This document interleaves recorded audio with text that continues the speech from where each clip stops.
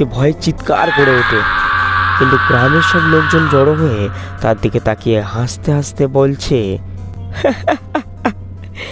তুই তো নিজের ঘরেই ফিরেছিস রে।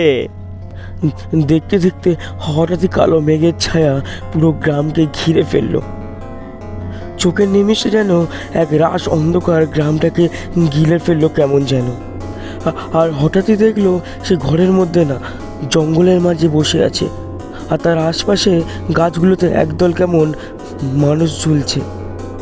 একটা ঝুলন্ত দেহ চোখ মিলে তাকিয়ে আছে তারই দিকে।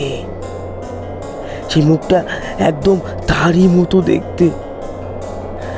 এটা দেখার পর তার কেমন যেন শ্বাস বন্ধ হয়ে গেল, গলাতে দড়ি দিলে যেমন অনুভব হয়, ঠিক ঠিক ঠিক সেরকম নিঃশ্বাস বন্ধ হয়ে যাবার মতো অনুভব হচ্ছে। সে হাত জোর করে বলল, প্লিজ প্লিজ আমাকে ছেড়ে দাও, আমাকে যেতে দাও এখান থেকে। সেই লোকগুলো বলে, তুই তো আমাদেরই লোক, কোথায় যাবি তুই?